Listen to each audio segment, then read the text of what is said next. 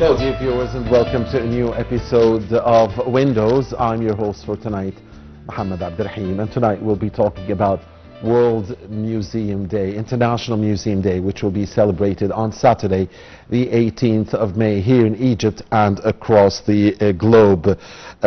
International Museum Day, or IMD, is an international day held annually by the International Council of Museums. The event highlights a specific theme with changes every year reflecting a relevant theme for or issue facing museums, and this year's theme is education and research. We have the great pleasure of having with us here tonight in the studio Dr. Elsanadidy, and he is a PhD researcher in museum studies, and he's also a senior curator at the National Museum of Egyptian Civilization, NEMC. A very good evening to you, Dr. Elsanadidy, and thank you for joining us. Good evening, Mr. Muhammad, and I should to thank you for invitation for talking about the International Museum Day,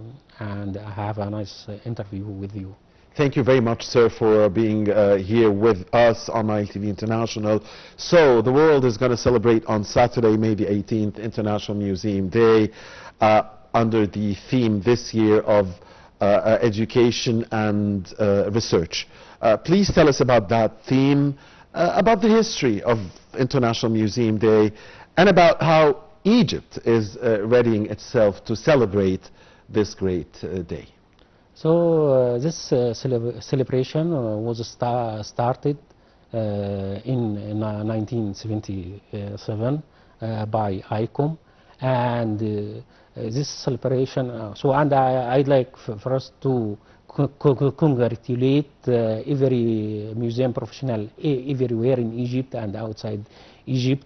And this day was established by the ICOM, the International Council of Museum, for many reasons, for many objectives. And the objectives of this day is to attract the society for the vital role of museum in the service of the society for its development, for sustainability, and as well as for collecting heritage of the society in both type, natural heritage or cultural heritage. And the cultural heritage is divided also to intangible heritage and tangible heritage. And as well as museum has a lot of missions for preserving this heritage through documenting, through registration, by traditional ways and digital ways and so on. And as well as museum are doing a vital role for conserving and caring the objects and artifacts through conservation, caring, restoration, and then for storage as well. And we should put our store objects and artifacts in a proper environment or under environmental control. According to, we should set temperature. We should put everything under control, including the temperature, humidity, and the degree of light system and so on. And this one of the main role and concern of museum. And another concern for museum is the theme of this year. Right. The theme of this year is museums for education and research. And if we went back to the definition of the museum, the definition of museum is saying the museum is non-for-profit permanent institution in the service of society that collects objects preserving, conserving, and exhibiting objects according tangible and intangible heritage, and also submitted objects and artifacts for study and research from different fields. So according to the type of object, and this object and artifacts we can study in history field, archaeology field, and according to material, and if we have human remains or bioarchaeology and so on. As well, museums became a scientific research center. It means we have, as example, at the National Museum of Egyptian Civilization, there is 15 labs for examination, for as DNA, microbiology, archaeobotany, radio, and so on. And this help scholars, researchers from the museum to study objects and artifacts, and also researchers and students of universities to come to museum to study this object and artifacts according to their fields. Yes, Dr. Elsanadidy. And before we discuss Egypt's celebrations and preparation for International Museum Day, I just want to recall a piece of information, a historic piece of information that you mentioned, that the first International Museum Day took place, as you said, in 1977. And then in 1992, an annual theme was picked for the very first time, and since then there's been an annual theme since 92 until today, 2024. And an international poster was first adopted in 1997, and that year was adopted by 28 countries, and then by the year 2011 it was more than 100 countries. And today we are talking about most of the world's countries and tens of thousands of museums across the globe. So this is a very significant day for you guys. I mean, the museum personnel. So the most museum over the world, and as you said, thousands museums over the world. Tens of thousands, yes. It's more. I think the last static for the museum, which celebrated with this day, more 37,000 museums celebrated. Yes. With exactly, tens of thousands. I mean, so 37 would be tens of thousands. Yes. And why we are celebrating with this museum? We try attract the society for the vital role of museum, and to encourage museum professional to communicate with the society, to know the important role of museum for preserving heritage, for education, and to learn, as example, for education. So now each museum dedicated a department for learning, or a museum education department, or museum schools. As example, I talk about Egypt. So all museums across Egypt dedicated a department for learning or educational department.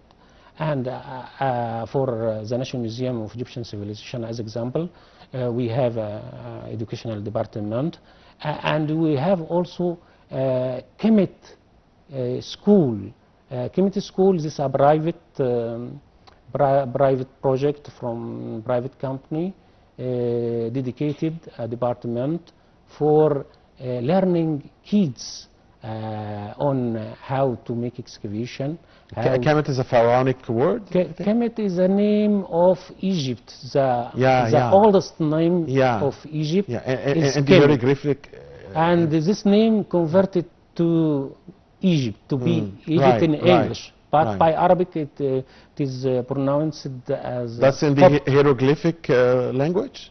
Egyptian language. Hieroglyphic is a font that Egyptian used, but Egyptian language was written by 4 fonts: hieroglyphic, hieratic, demotic, and Coptic.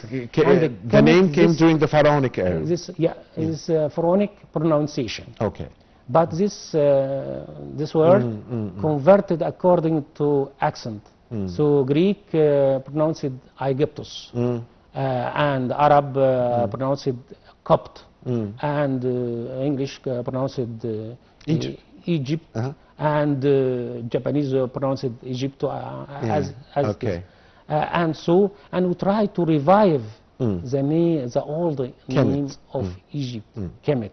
And so we attract a lot of students from schools, universities, and so on, to teach them how we excavated object, and then we make a guiding tour for them across the halls of museum, to know the museum, to inspire, to explore the object and the artifacts of the museum, and what it is behind the object, because the object has a lot of stories behind it. Of course.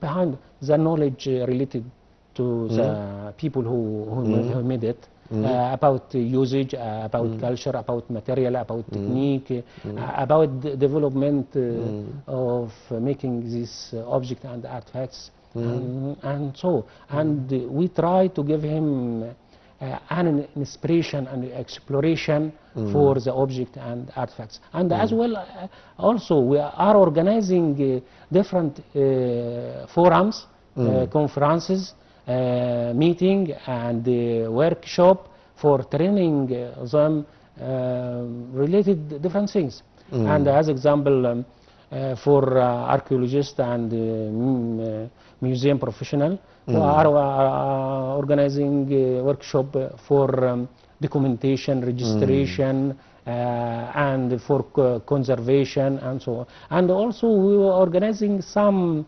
international schools, not only related Egyptian students, but we organizing each summer. We have a summer school and we have a winter school for teaching students who are studying museum studies or heritage, or who are studying conservation, and they are coming to us for discussing together about new paper and new researches related conservation, related new technology related conservation. Right. And as I foresaid, we have 15 labs in our museum, some of them related infrared, ultraviolet, and radio, and so on. And these facilities and devices can help researchers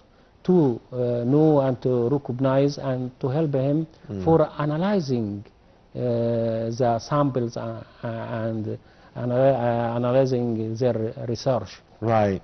I mean, listening to you, Dr. Elsanadidy, and reading about the themes, the previous themes of the prior years, there, you know, it seems that what you are saying here really touches with some of these themes. I mean, and I liked very much some of them. I mean, in this year, of course, we said it's research, education and research.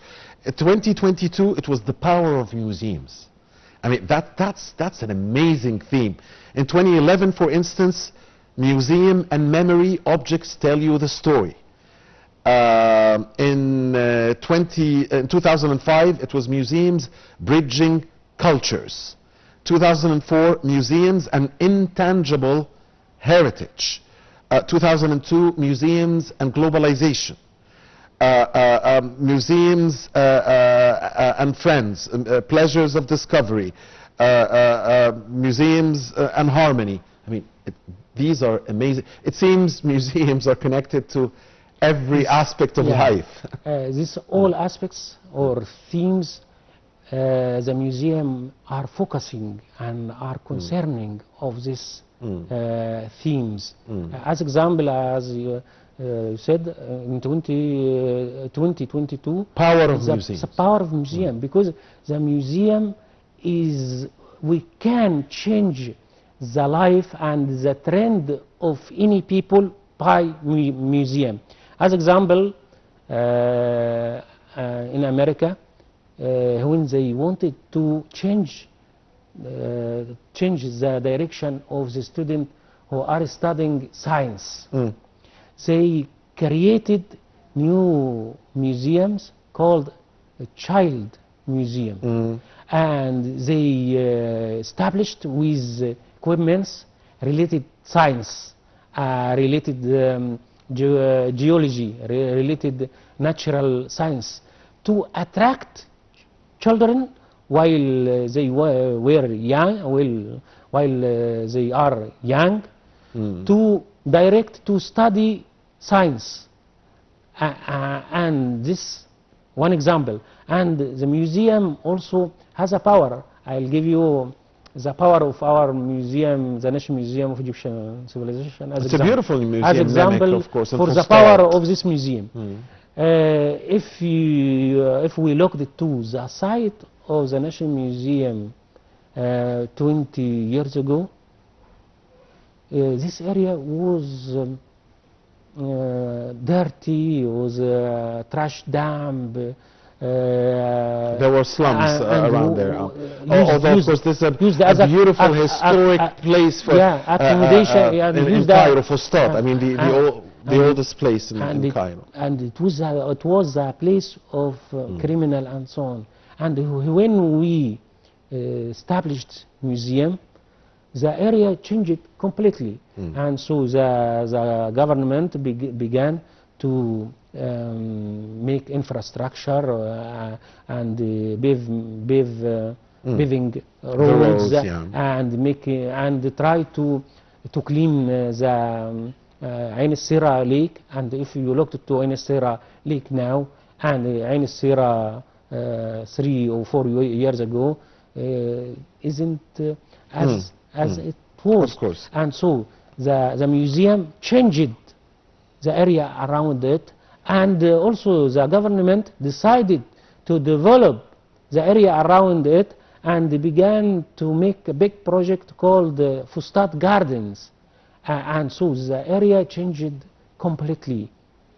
And so this was power. This is an example for the power of and if we talk about the Grand Egyptian Museum as well, the Grand Egyptian Museum area now changed completely. And so the government focused in this area and cleaned and began to make a big project and to link between Giza Pyramids Plateau and museum. That's just and one single aspect of the power, because the main power, I guess, is the objects that the museum has and the stories that it tells and the precious fortunes that it possesses. And the power for object, so the power of object is to give you inspiration and exploration for ideas, and who would like to look what behind the object. It can give you inspiration for how the object was made, the tools for making this, the knowledge for person or people who you as a curator, and this object can create new ideas and concepts, and we can develop develop these ideas for the modern life. And the object isn't only for displaying. The object is for inspiration, for exploration, for thinking, for getting artistic value, for technical value, for religious value, for social value. That's a beautiful way of putting it, really, yeah, and Dr. there are many meanings and objectives behind exhibition. Plus, the exhibition for the themes that the ICOM focuses here. Yes, education and research. Yeah, the Museum for Education and Research. Because the definition of the museum in the past was focusing on this theme. Because so we're getting back to the origins. The collecting of objects in the past was concerning for this theme.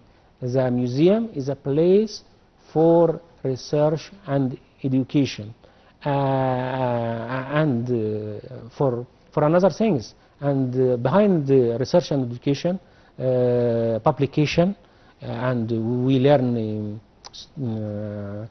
student, and we make a workshop for how to write paper, how to write research, plus there are some labs for examination to help you to analyze your material, raw material, and as it is.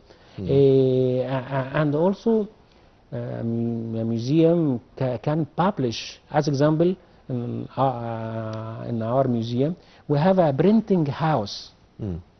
Printing house. Nemic again, yes. Yeah, again, we have a lot of facilities to power, or to give power for the museum, including building a printing house for printing books to help us for publish education again, and research magazine, again. books, catalog, flyers, and so on. And preserving of also heritage, to serve community around us, because we can help a community to publish their books, flyers, different things related research and publication and so on.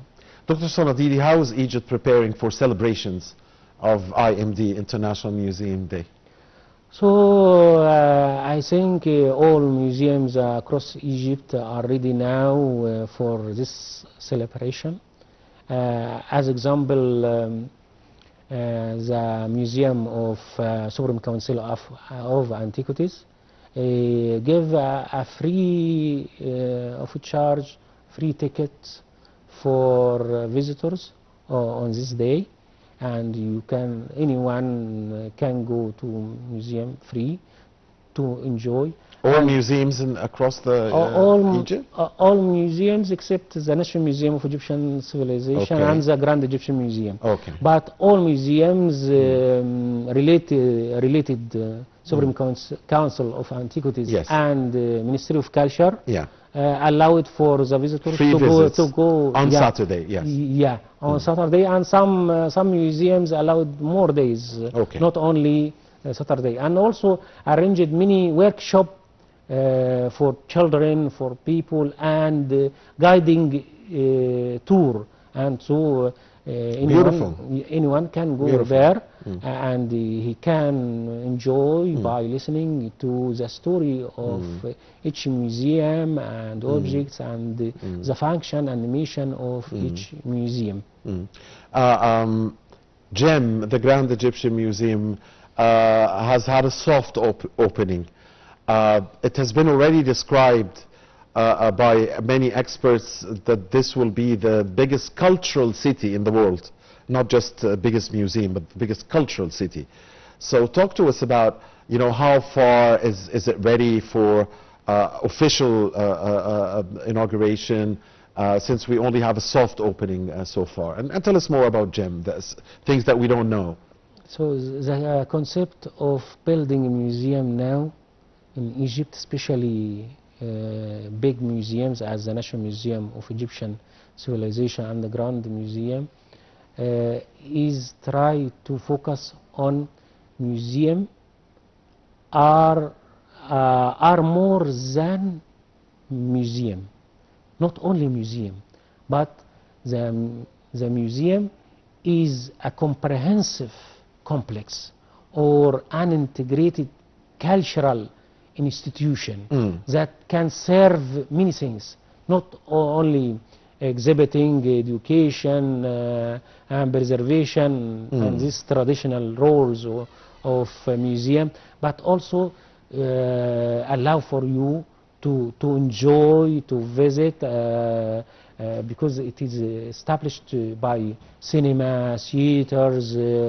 open garden, restaurant, commercial center, and also organizing the different events related, raising awareness of community in different things, related history, related culture, related preservation, related touristic tourist awareness, Right. archaeological archaeology awareness, and so on.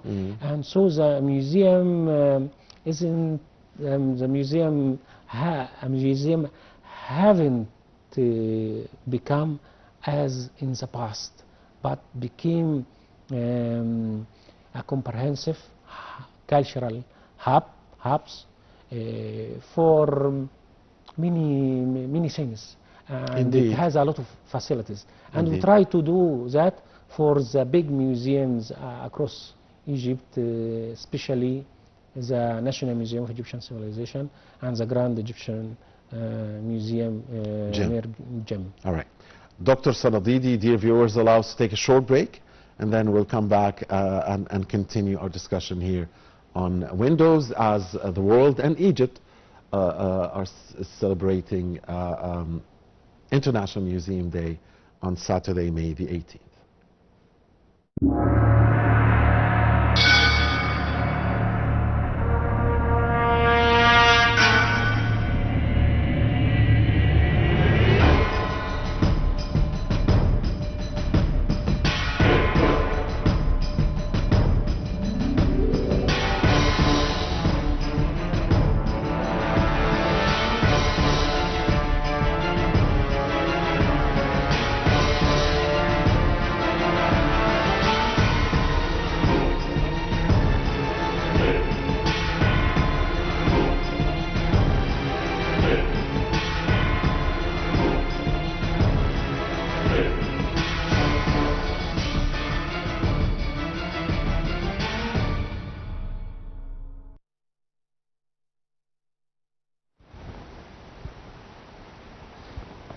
We're back here on Windows with Dr. Mahrous Elsanadidy, PhD researcher in museum studies and senior curator at the National Museum of Egyptian Civilization, NEMEC, talking about International Museum Day.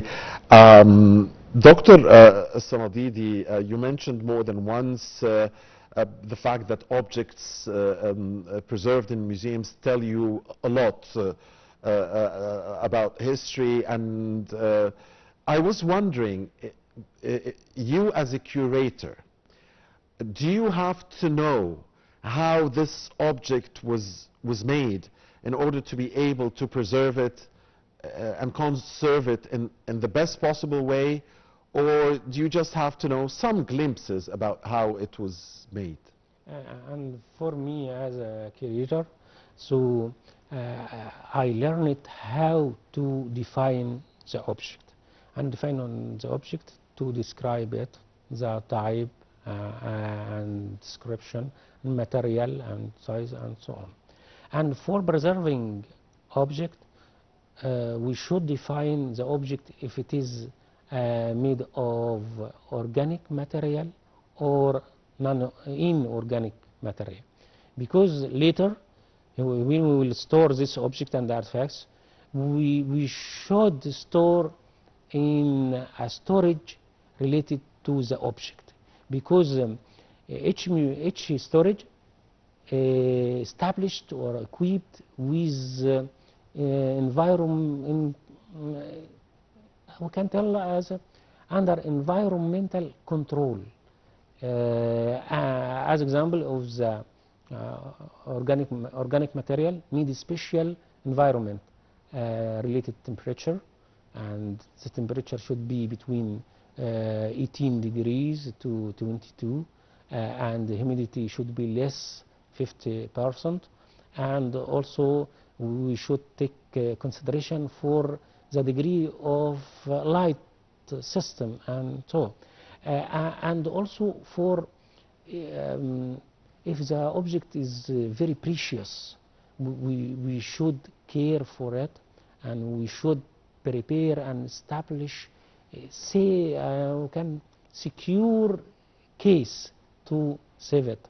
And we are doing a lot of things related keeping and preserving through registration, documentation, give a unique number for each object, and we take a support from our colleague who our colleagues who are working in conservation. If I confused between for the material which the object is made, so I can take an assistant of our colleague of conservation or a specialist in geology, because we have many specialists in museum, specialists in geology, chemistry, physics, bioarchaeology, botany, and radio, human remains, and so on. And we get a help from them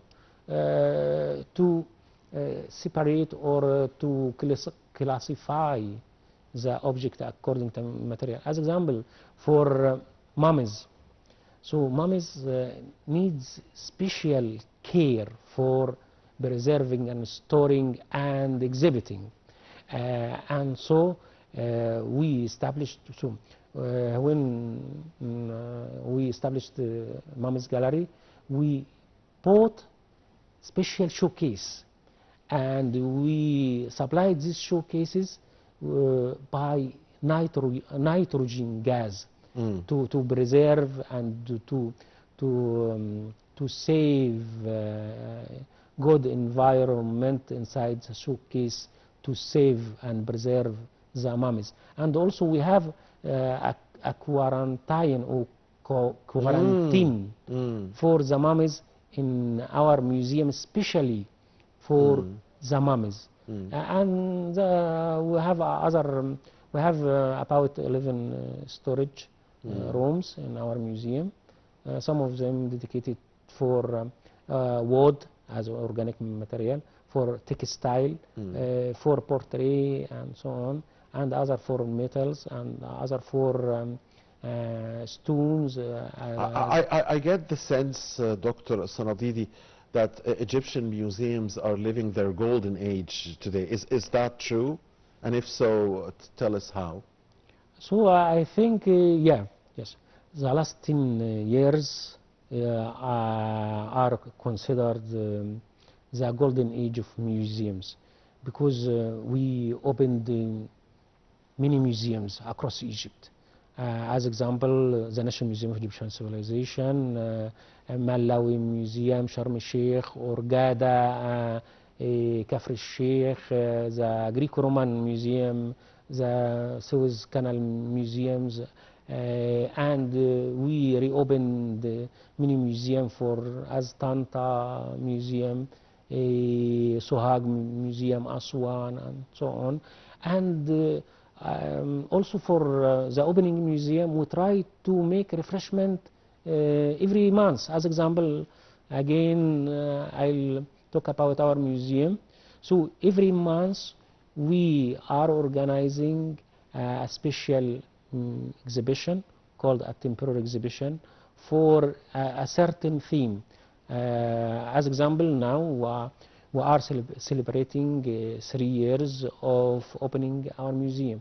We made a special gallery for this, and last month we made a special gallery, or temporary gallery, about Egyptian food, traditional Egyptian food, and we are fostering an initiative about traditional food and traditional Egyptian menu for food, and we try to record. That coincided with Ramadan, I think.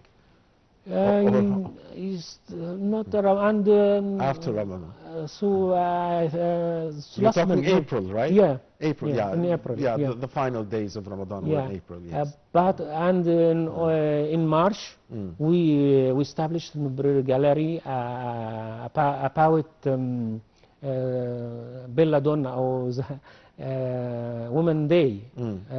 So every month, March is known to be the every month we are organizing a new exhibition to make refreshment for our museum, and also to attract new visitors for our museum, because we are targeting everyone.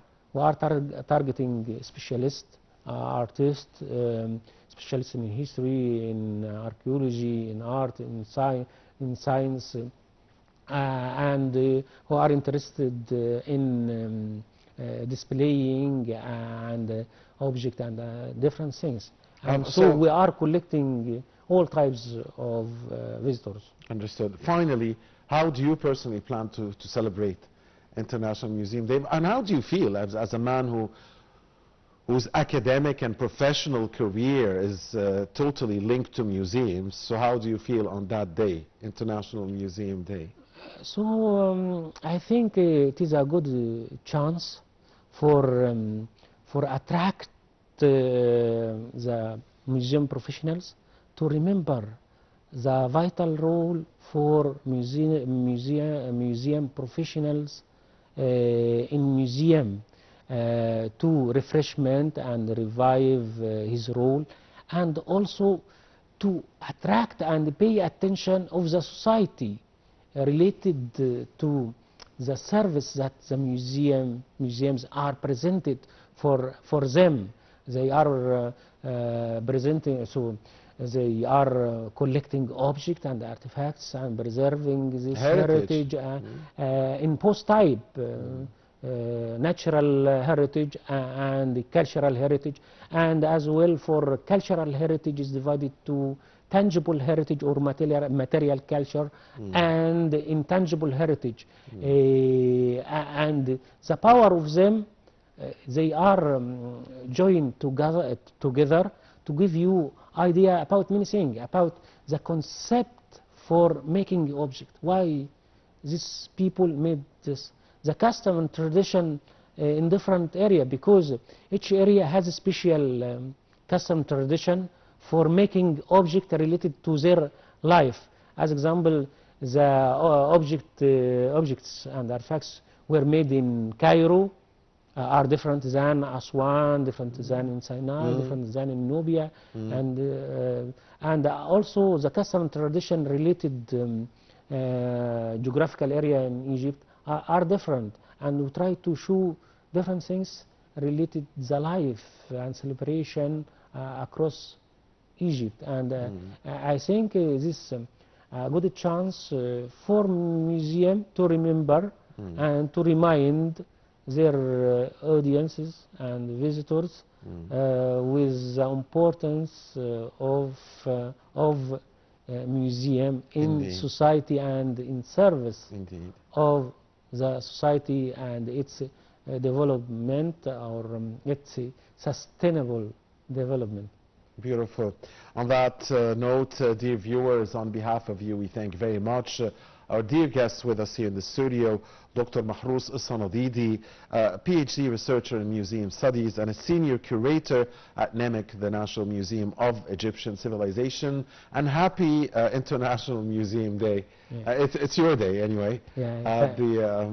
Thank you very much. And again, I'd like to take this chance to congratulate our colleague everywhere in Egypt and outside Egypt on this occasion, and happy Museum Day for everyone. And I thank you again for inviting me to remember and remind people and our citizens in Egypt with the vital role of museum across Egypt, related many things, including the theme of this year about museum for education and research, because the education and research is the main pillar for advancing Egypt.